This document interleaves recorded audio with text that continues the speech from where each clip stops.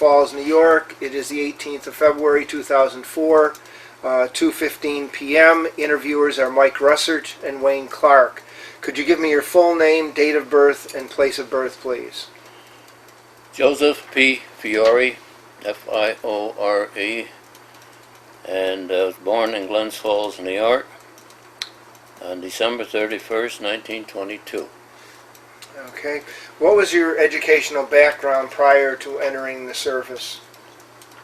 St. Mary's Academy, and I took a semester at ACC in 1960 when they opened the college in Hudson Falls, but I didn't last because I have a raising family and had everything else was put aside. Okay. Do you remember where you were and your reaction when you heard about Pearl Harbor? Yes, I do. Right down there on Warren Street. The place is not there. It was a newsroom. Lenny Bovac ran the newsroom, and of course he had some pinball machines in there. We used to hang around there. And Teddy Toomey and I were in Woolworth's, where the theater is going to be, and we're having a couple of hot dogs after school. And we walked down towards St. Mary's, and extra newspaper, and says Pearl Harbor's been bombed. So we looked at the newsstand, and I says, Ted, where the hell is Pearl Harbor? So, well, needless to say, about a year later, I knew where Pearl Harbor was, because we pulled in there and we saw those battle wagons and all of the devastation and so on and so forth, and never forgot that. Did you enlist or were you drafted? I enlisted. Why did you select the Marines? Why did you enlist and why did you select the Marines? Well, number one, because I always wanted to be a Marine. Number two, I was in the National Guard at the time, and I decided that I was going to go in the Marine Corps, and I did. Where were you in the Guard, here in Glens Falls? Yes, Company K, 105th Infantry. They were already federalized. They were gone. And the only reason I didn't go with them is because I was still 17 years old. And myself and 3 or 4 other guys, I had my pack on my back and the whole works. And but I'm kind of glad because, like I say, I always wanted to be a Marine. So. Did you have any trouble trying to get out of the National Guard to join the Marine Corps? No, they said one step for any guardsman, not 18 years old, one step forward. So 4 or 5 of us stepped forward. That was an order. And they said, all right, go on upstairs, take those clothes off, put your civilian clothes on, you're being discharged. That was it. Now, when did you join the Guard? In 39. I had just about 2 years in the National Guard. It helped me tremendously when I went in the Marine Corps because I knew all the drills and manual of arms and et cetera, et cetera. How old were you when you... 16. 16, they let you in. Yeah. They knew you were 16, or you... No, they didn't know I was 16. We said we're Mikey Russo and my cousin and I, Mikey Russo. And we always felt that our fathers knew what we were doing.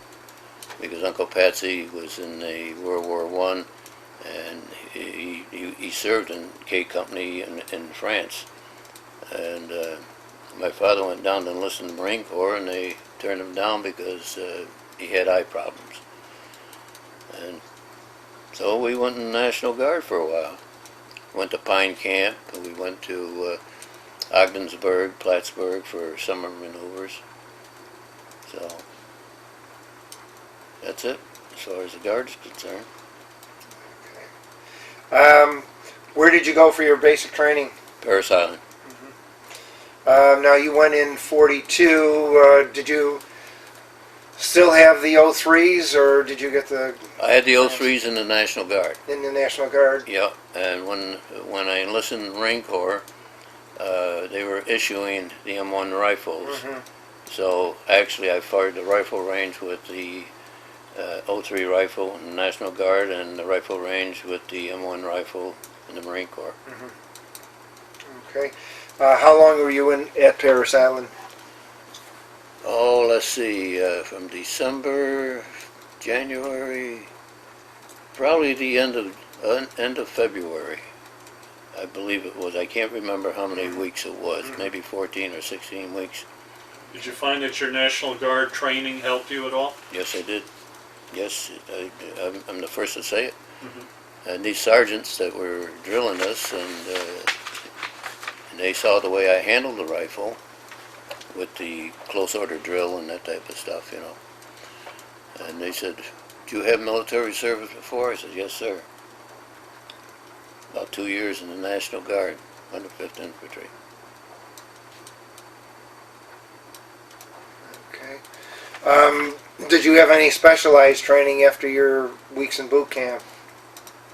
You mean in the Marine Corps? Yes. I was transferred to Quantico, Virginia, and I was supposed to start a school in for a mechanic for artillery pieces, 105s, and also the French 78 that we were using in those days. Was that a World War I Yes. gun? Yep. Nice weapon. And it covered us, well, I'll get into that a little later. I don't want to keep jumping around. Mhm. I like the way you're asking the questions, and Okay. it helps me. All right. What? I guess. Now I noticed here it said you worked with the BAR, the Flamethrower, and Demolition Specialist. Where did you receive those trainings, or were those part of your basic? That was all Marine. Mhm. All Marine, not basic. It was from Quantico. I shipped out to New River, which is Camp Lejeune, and we trained there. We had weapons. The BAR was over in Moffett Point, and that was a damn near 3 weeks of just that one weapon. But it was a beautiful weapon. And the Why do you consider it that? Well, the firepower, Mhm. 20-round clip. You can fire it individually, or you press one button and you can fire the whole 20 rounds at somebody coming at you or something like that, especially if it was a pillbox, and aim for the slits and did a lot of damage. It was a heavy weapon, so I used it on Saipan. I used it in the marshals. Now you also trained in the Flamethrower. Yeah. I got a friend of mine that's still alive out in California, Steve Judd. He says, "Joe, I'm going to train you on the Flamethrower." I said, "Well, I know pretty well what it's all about, but let's go." So he showed me nomenclatures of the Flamethrower, how you have to open up a valve back here to get the pressure to push the oil, mixture of gas and oil, down into the line that's going to go out the gun. And on with this hand, that was a round tube here with a spark plug in there, with a thumb that you push forward and it set the spark as the juice went out. Then when you opened up that pressure tank in the middle of the two cylinders, you had another hose where the hose attaches to the Flamethrower down here. Well, then you crank that down, not crank it, you just squeeze it down. At the same time you touch the spark plug and the flame goes right out. Flamethrower would last, if you wanted to fire the whole container of juice, would last about 12-13 seconds. But we trained where you'd fire maybe every 2 seconds, something like that. So It really depends how close you were to the emplacement, whether it was a cave or part of my report. You'll see what we were up against. And you don't want to get me into that right now, do you? No, no. Okay. Okay, so how much time did you have of this type of training? It was all done aboard ship. Oh. Yeah. Your BAR training and everything? No. I was going to say. No, just a flamethrower. Okay. Let me ask you something about the BAR. When you were carrying it in the jungle, did you remove the bipod or did you leave it on there? That was a choice we made. Usually, if we were in a position where, we'll say a defense position, we would use the bipod, and it just screws right off. But we carried it in such a way, slung over your shoulder as you're advancing on the enemy, and that was very effective. Okay, when did you leave for overseas? We left for overseas in August of '43. I would say August. Frank Orsini and I, and we were all on that ship, and but we didn't know it until later. It was the 125th Replacement Battalion, and land in Hawaii, A,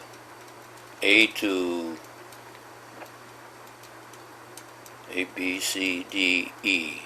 A to E was stationed in Pearl, in the Hawaiian Islands. But I'll have to say just Pearl, because the next from F to another letter in the alphabet, it says, okay, you're going over to Maui to join the 22nd Marines reinforced. That's in the okay. And, okay, fine, so we got on the mailboat, that's what it was, and it took maybe 2-3 hours to get over there. Now it was around 5-6 o'clock, and it was getting dark, and they had a pineapple warehouse, Dole Pineapple was in this huge warehouse, and that's where we stayed for the night, because we were quite a ways away from the 22nd Marine Regiment. And we didn't get there into the squad area and meet our officers until the next day. And from that day on until Marshall Island campaign, it was nothing but training, hiking, grenade, learning how to throw a hand grenade that we didn't have in Camp Lejeune, but we did in Hawaii, in Maui. Did you do any amphibious training at all? Yes. Or what did you train on? What kind of... We trained on the Higgin boat and also the Amtracs. And that's the only two vessels that I served. Now the Higgin boats were the ones you used, have the ramp on the front? Or? On the front. Okay. And the amphibs had a ramp in the back. And yes, every time we went on maneuvers, which was almost every other day, it was intensive training.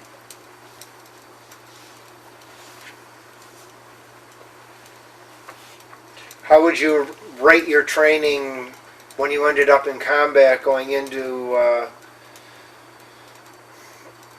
in a wave and landing? How would you rate your training? Do you think it prepared you for what you met when you came into a beach?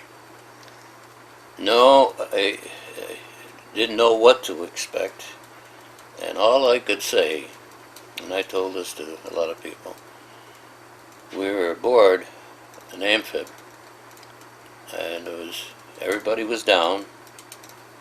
I think they had 15, 16 personnel there, plus the machine gunners and the 2 drivers. And I said, when I go over this side and land on where I land, I know there's going to be a Jap machine gun there waiting for me.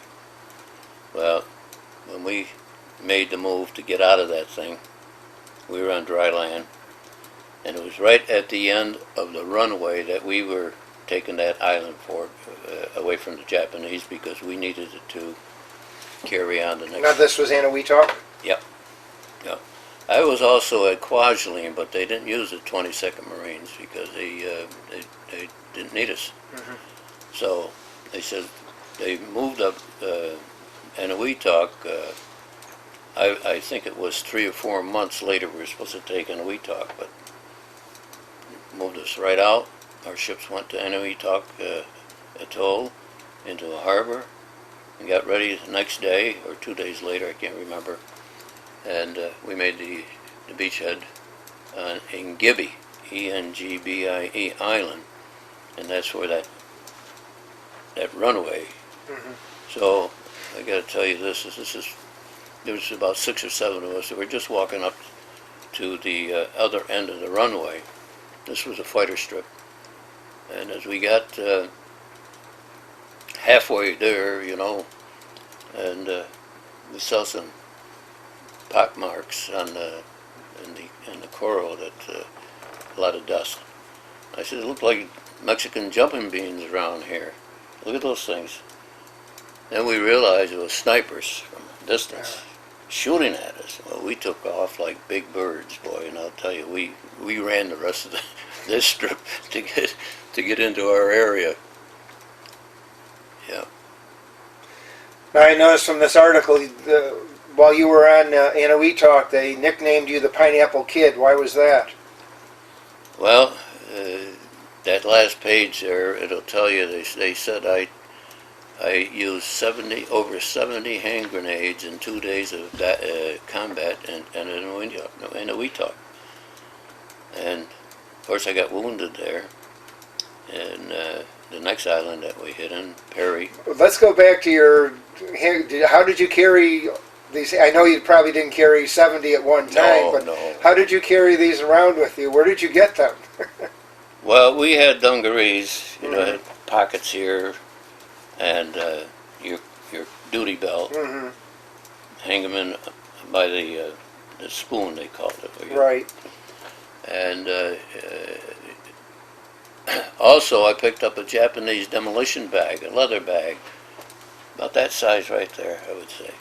Maybe a little smaller, and it had a strap, so I threw that over my shoulder.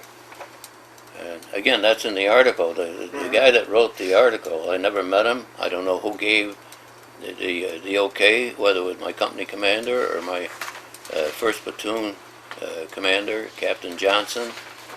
And but I never did find out. This is an article that appeared in the Post-Star, Glens Falls newspaper in 1944. 44, right. Yes.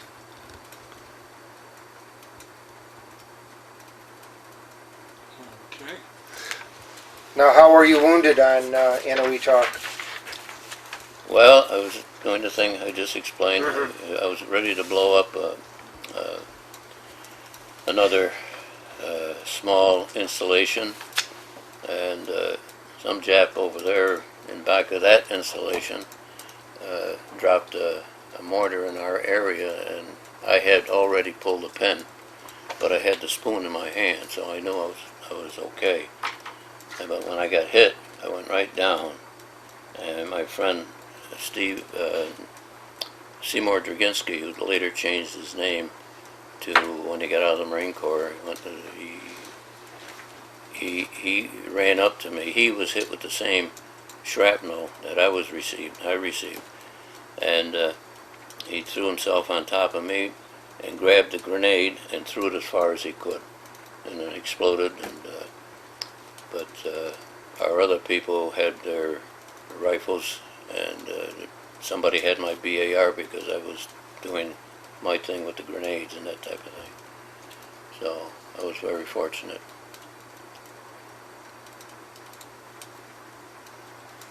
Who took care of you? Were you taken care of by a corpsman? And Oh yeah. The first thing they did when Drasginski grabbed me by the arm, he was trying to get me. There was a tank coming up to cover us, and Sergeant Brown, he had his M1, and he took me on the other side, and they dragged me right down to that tank, put me in the back of it, and the corpsman fixed me up, give me a shot of Hennessy brandy too. First drink I had in a long time. How badly were you wounded? I still got about, according to Dr. Zerlo, God rest his soul, 14, 15 pieces of shrapnel still in my body. He has taken several out of me. And he says, "You want to keep doing this?" I said, "Don, no way. Let them stay right there." So I'm still carrying them. Where were you evacuated to? I went aboard the USS Solus, and it's a funny thing, and I say this, it's funny because the Solus was a destroyer in World War I, and my wife's father, Mr. Flamethrower, served on the Solus. And I says, "Elaine, your dad served on the Solus." And she says, "What's a Solus?" I said, "Well, they converted that to the hospital ship that I was on." So, Now, were you married before you went into service? yes. I had a young child, and I went. Where were you taken? Were you taken to a hospital? Oh, Eniwetok Hospital at Pearl City. Hmm. Beautiful place. Right now, they close it as a hospital, and now it's headquarters for the whole Marine Corps of the Pacific. And I could see it now. Beautiful. I was awarded the Purple Heart there. There's copies of it. And they took maybe about 100 of us that were in the hospital, and they got us some khakis and had a ceremony of pinning the Purple Hearts on all these Marines. And I was fortunate enough to have mine pinned on by Admiral Nimitz. So, but that's, I never saw the photograph. Oh God, I would love to have that. Huh. Yeah. How long were you hospitalized? I would say I was there about 10 days. 10 days to 2 weeks, and then I ended up down in a transit center waiting to be reassigned. I was interviewed. That's where they found out about these things. I was in the Eniwetok Hospital, and my sister sent me the article of the Pineapple Kid story in the paper. And I said, "Oh, brother, who the hell gave them that story?" Well, that's the surface for you. So has that nickname stuck with you over Oh, all God, these yeah. years? Oh, yeah, yeah. A lot of my close friends, "Hey," maybe walking down the street, "Hey, Pineapple." Now, did you go back to the 22nd Marines, or I lost my outfit, you did? and I lost promotions. I'm still a private now, up to this time. And if I had known that, I would have never gone to the hospital ship. I would have got off some way, because I loved that little outfit. It was a reinforced regiment, which later became part of the 6th Marine Division.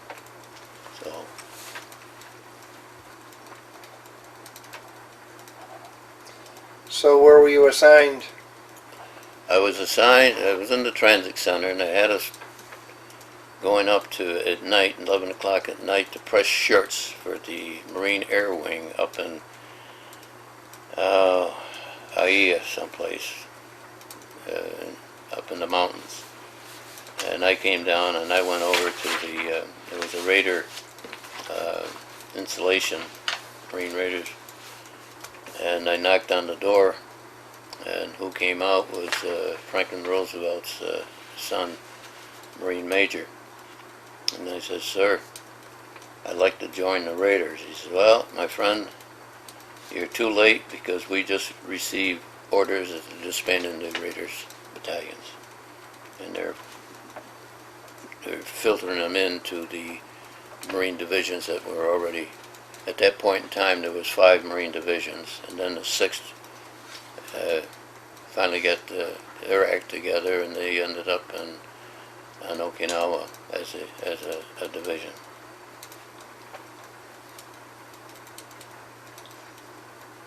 So most of you then that were doing this work were combat Marines who had been wounded, that were pressing shirts and so on? Oh boy, we were hot. I imagine. We were hot. So how did you end that duty? Well, it was an accident. The 2nd Marine Division is all ready to go to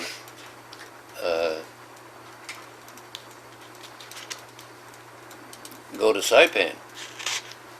And 2 LSTs blew up in Pearl Harbor. And they happened to be part of the 18th Marines, which were 2 battalions of flamethrowers and demolition people, and 1 CB battalion. So we got the word that Fiore, you're going on that LST out there, the number I can't remember. So I said, okay, fine, that's okay with me. So I went out there, and that's when I met Steve Judd. Of course, his name was not Steve Judd at the time, but anyway. So we trained, made some dummy runs on different islands, Maui, and so we were on our way for Saipan. So got there, and there was no question when they dropped that ramp on the LST. There's 17 amphibs all cranked up their motors, and the fumes were just out of this world. Boy, talk about guys being sick. And just before that, we had our breakfast at 4 a.m. It was steaks, eggs, and as many steaks as you wanted. I said, sure, last dinner for crying out loud. So anyway,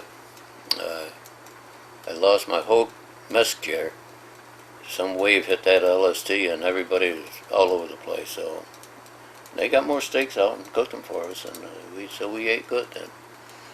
And next morning, when they dropped that ramp and the amphibs started going out, and I was probably in the 2nd last amphib to hit the ramp and go down the ramp into the water, and they made big circles. And that's the way we lived until a certain hour. Beachhead, it was always at 8:45, 8:45. We were supposed to hit the beach, and we did hit. We hit it right, pretty close, right on, either between 8:45 and 9 o'clock a.m. We hit that beach, Red Beach on Saipan. All hell broke loose. Japs had artillery, big artillery up in the mountains, and they were pouring a lot of lead down on the beachhead. We got the hell out of there, but quick.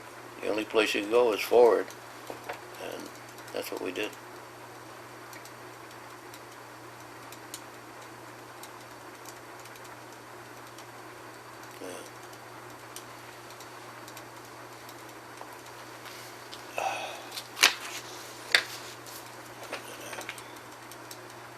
Was that hotter than when you went on Eniwetok or the beachhead? Yes, it was very hot.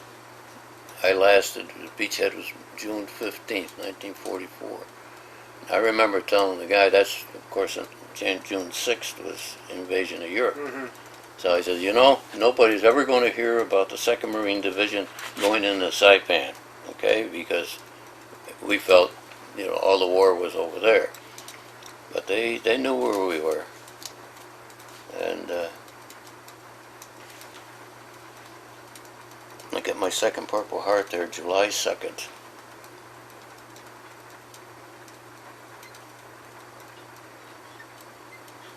What happened? Oh, I got a good-sized piece of shrapnel, or it could have been a bullet. I don't know what it was, but it went in here, and it came out inside here. So down I went, and another Marine that was with us, Steve Judd, is the one that trained me into Flamethrower courtship, and Bob Ackerman was very close to me, and he reached down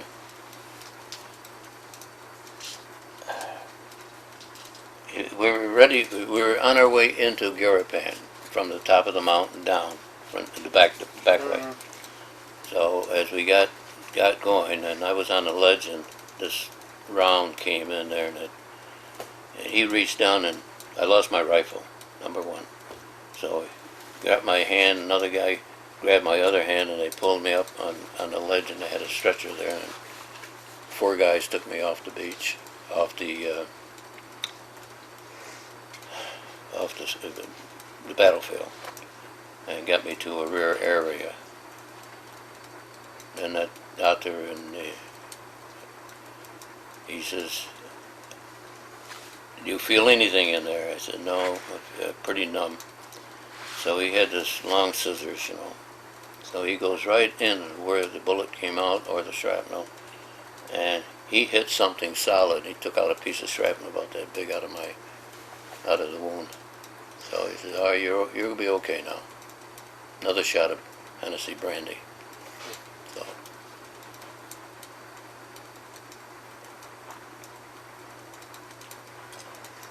Now, where did you go for your hospitalization on that one? This is very interesting. They got me out of there, and they got me back to Battalion CP. I was with the 3rd Battalion, 6th Marines. And the guy from Fort Edward, a couple days before, Father Gallagher said Mass, and we took a beating one night, and Guy D'Angelico, his name, and Father Gallagher's saying Mass, you know, and this guy is sitting in back of me on his butt on the ground, and he's laughing, and after Mass was over, I said, "What the hell's the matter with you? Here's Father Gallagher saying Mass, and you're laughing." He says, "Joe, you don't recognize me, do you?" I said, "No. Who are you?" And I looked down at his jacket, and of course, it's Guy D'Angelico. I said, "Holy cow." And I says, "Guy, you got to do me a favor." I says, "You got to write your father right away, and you tell him to go up and see my father. And tell my father that everything is fine, I'm okay, I'm living, okay?" And he did. And Mr. D'Angelico, Guy D'Angelico, Mr. D'Angelico went up to see my father, and he says, and my father says, "Again?" And, you know, twice, within a 6-month period. Well, anyway, they strapped me to a Jeep. I was still in that stretcher, and they had the seat taken down, no windows in it. In the back of the driver sat another wounded Marine, a head injury, and they lashed him in there pretty good so he wouldn't fall out, and they lashed me down. And we went down that mountain that we just came up. It took about 3 days to get on top, and that Jeep got down there in about an hour, turning all the way around. And they got us down on the beach, and we waited. That night we spent in the radio station, abandoned radio station. And next day they put us on Higgin boats and took us out to the hospital ship, sold us again. So I was on that hospital ship twice. Took us to the Russell Islands, and I broke out in the hives. They got me ashore, took me up to the hospital, put me in isolation, and started treatment on me. So I was very sick.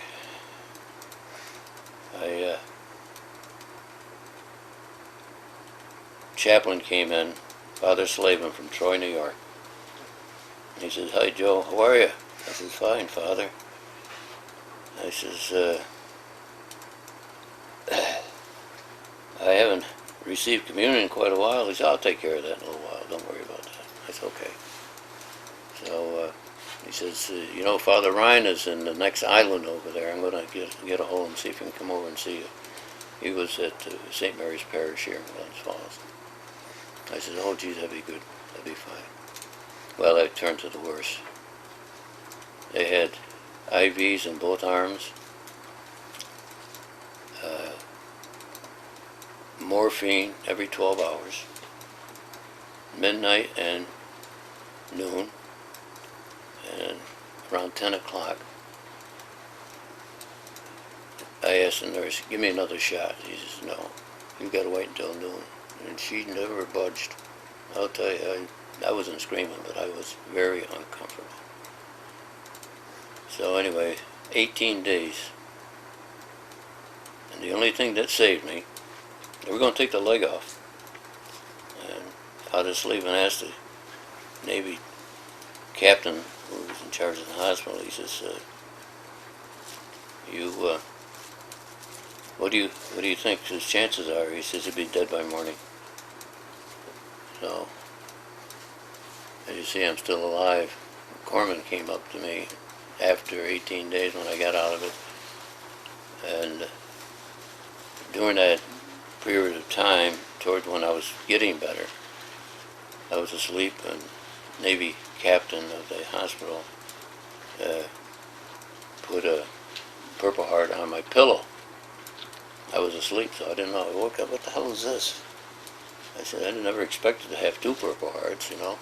So, but anyway, and later on, a couple days later, when I was really getting better, the only thing that saved my life was the miracle drug that was just starting to be used in the Pacific, penicillin. So, I've been a friend of penicillins for a long time. Now, you wrote here that you had a very interesting experience while you were in intensive care. Oh, Bob Hope? Oh, God, he was great. He came in with Patti Thomas, and I can't remember the guy that had the guitar. I should know the name, but I don't. You said Jerry Colona. Jerry Colona was there, yeah.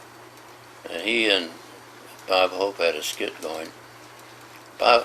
Jerry Colona had a mustache, but it was a thick one. Yep, I remember. So Bob would touch the mustache. He said, be careful, Bob. He said, why? He said, snipers around here, you know. So that's how. So I laughed. And then Patti Thomas sang a song for me. And I said, yeah, this is just great. It made me feel right at home. Oh, Bob Hope made the remark, hey, Marine, did you see my show, or were you sick before? I said, oh, right. Then he came to Glens Falls, the second time I met him. We presented him with a plaque from the Marine Corps League and one from the American Legion.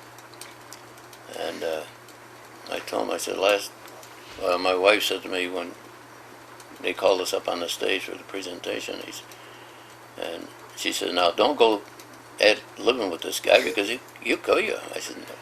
I told that to Bob, you know, and he said, oh, I wouldn't do that. I said, yeah, I know you would, Bob. Oh, he's been my idol for a long time. Yep.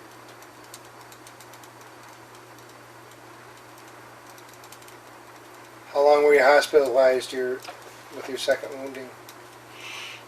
It was hit July 2nd, and let's see, July 2nd. And I was there until sometime first part of August. And then we went to Guadalcanal for a transfer station. Russell Islands is just a little ways from Guadalcanal, but that's where all the replacements waited for ships to come in and take troops back to. So we got back into our base camp on Saipan, and that was Thanksgiving Day. And so we got in line, and just as we got there, the last two or three of us, they ran out of turkey. Oh, I'm screaming. I'm madder than a wet hen. And this sergeant looked at me and he says, hey, Joe, we didn't ask you to join this outfit. You enlisted, didn't you? I said, yes, sir. And that's the last time I ever blew my stack in the Marine Corps. I asked for it. I got what I got.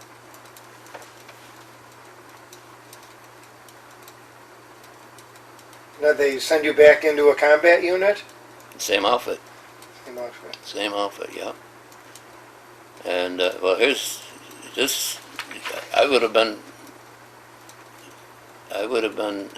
in there for a long time for the rest of the war. But A.A. Vandergriff, who had the 1st Marine Division on Guadalcanal, when he got back to the States, Guadalcanal was secured in February of 43. And he went back to the States, and he made Commandant in the Marine Corps. And first thing he did, early in his duties there, he signed an order that any Marine wounded twice in a 6-month period automatically goes back to the States for rehab. So the captain sent for Walt Madura and myself. Both of us had the same type of thing. He was wounded twice and so on and so forth. And he said to the captain, said, look, you got 1 hour to get your gear together, and there's a ship by the name of Cordobaloo down there in Tenape Harbor. Get on it. I says, Captain, what am I going to do with the other 59 minutes? I have nothing. I just what I'm wearing. He says, okay, fine, drag, get going. So we got down there. And we ended up in Pearl Harbor. I come down with malaria. And I told Madura, I said, don't you take me to a hospital because I want to get on that ship tomorrow. It's a good chance. I said, okay. So he took care of me.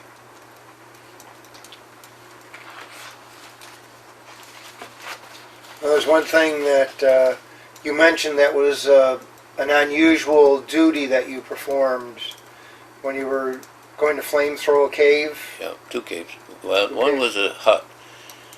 And early in the campaign, when we were going up to the mountain. Now, was this in Saipan? Yes. And the captain says, I'd like to have that burnt down to the ground because we don't want any Japs to come down there and set up a machine gun in there, and when daylight comes and pepper the hell out of us. I said, okay, so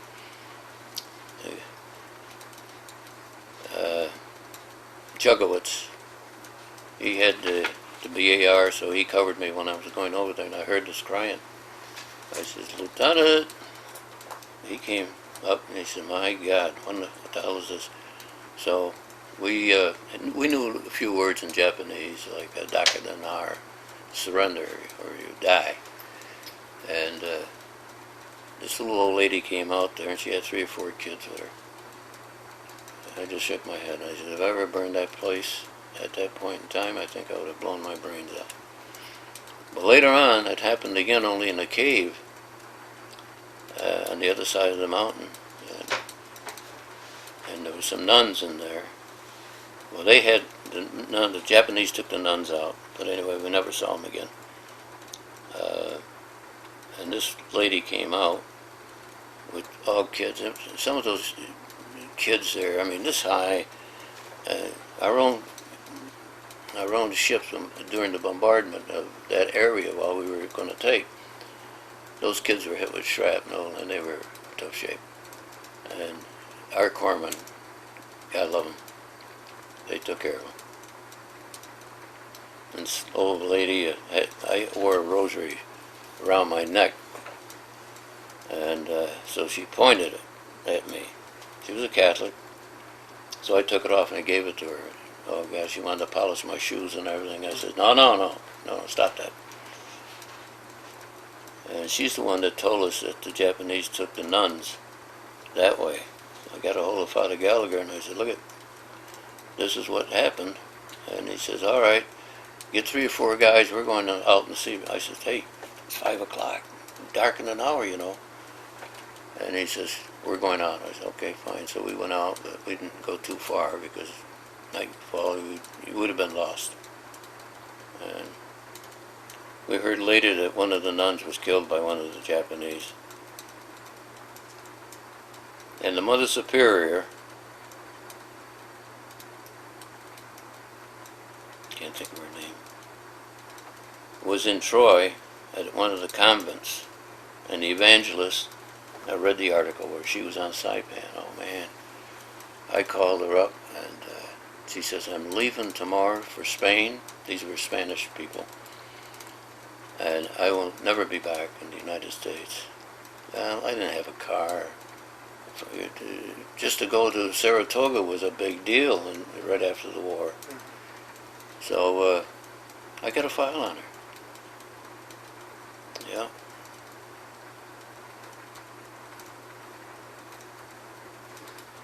Now, after you were wounded the second time and sent back to the States, were you discharged then? Or? No, I was assigned to the 1st Guard Company, guard duty, and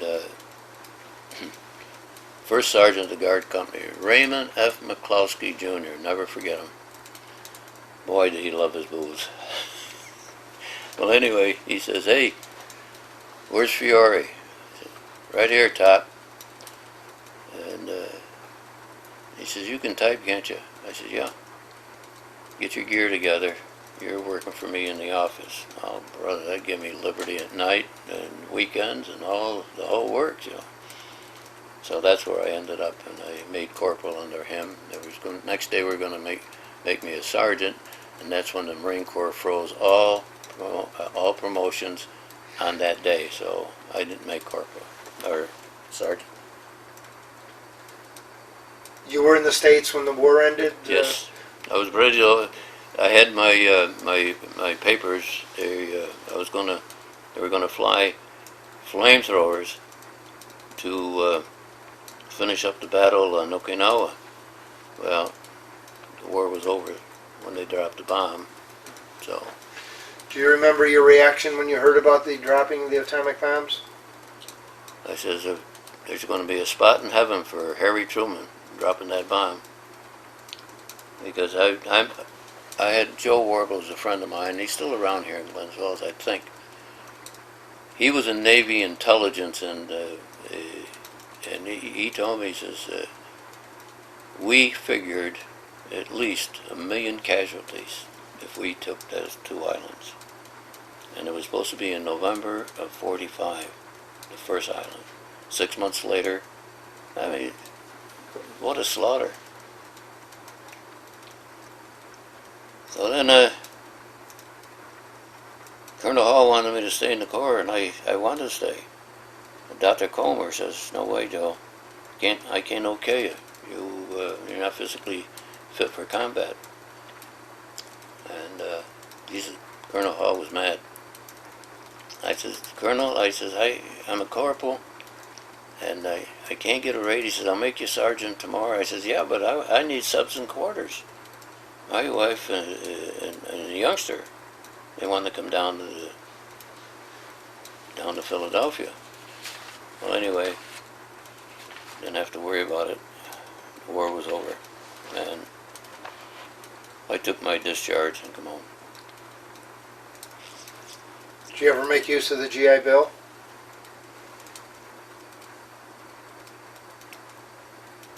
Yes, bought a house at 4%. What, the 5220 Club?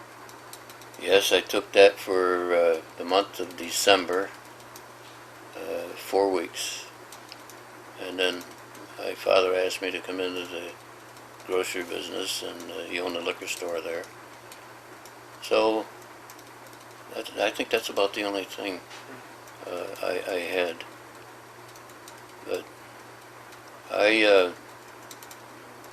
later I retired sometime from everything else, and took my New York State retirement check, which was about $95 a month. And so, I forget what I was going to say there now. Oh, Pat Hurley was director of the Warren County Veteran Service Agency, and he was going to retire. So Dick Bolton was chairman of the Veterans Committee. I served on the Warren County Board of Supervisors for 14 years. from the 2nd Ward. So I knew all these guys. And so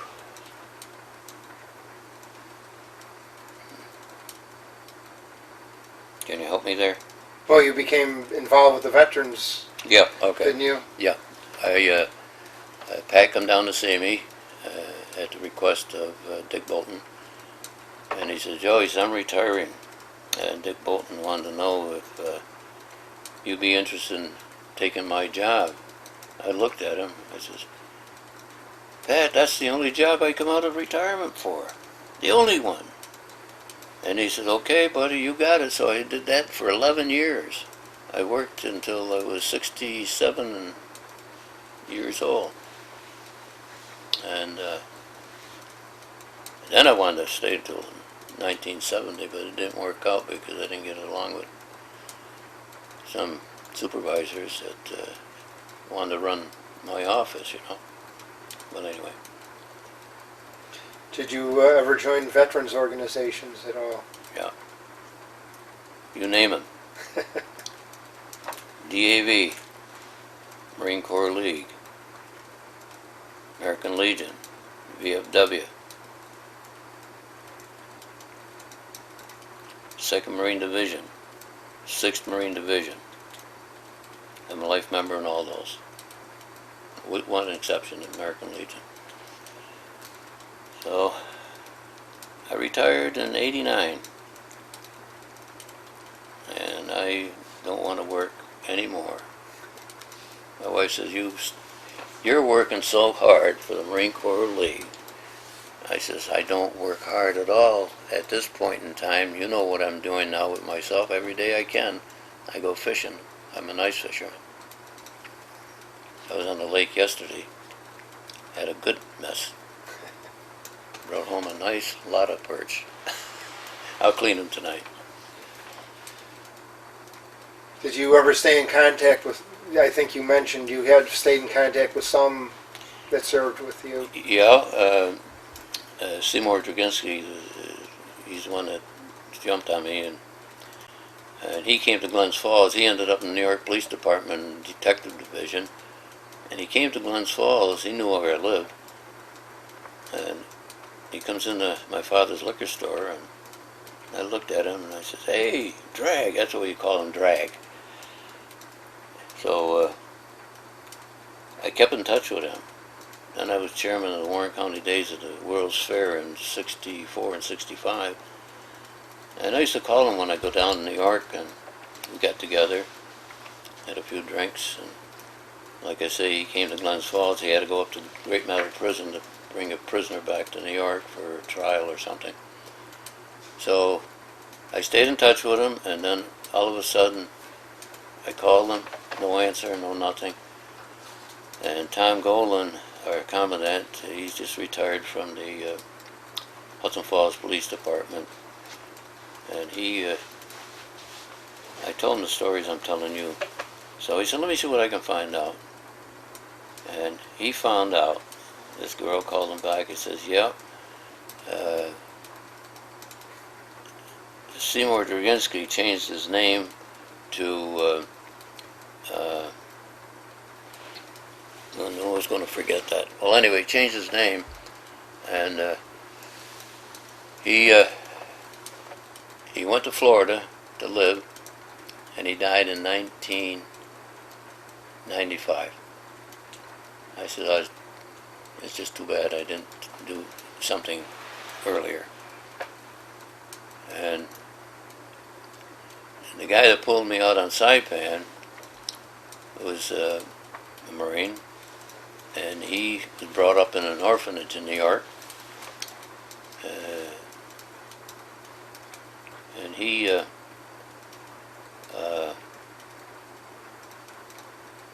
got killed 3 days after I was wounded. And after the war, they built that National Cemetery in Punchbowl in Hawaii, Honolulu, and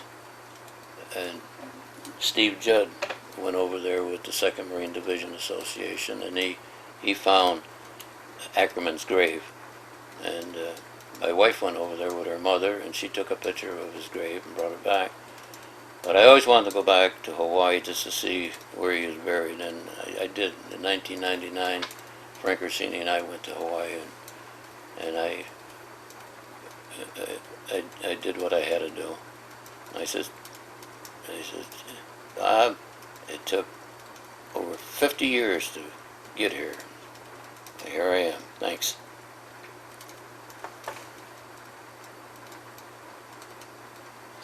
How do you think your time in the Marine Corps and service affected your life?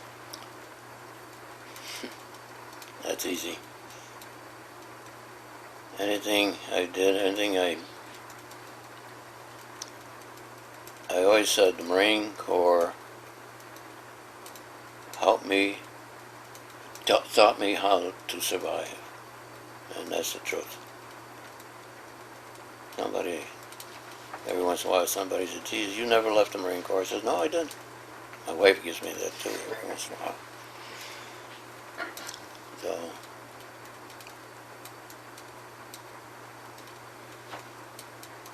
Okay, well, thank you very much for your interview. Thank you. So I have the originals of the Purple Hearts that I received. Oh,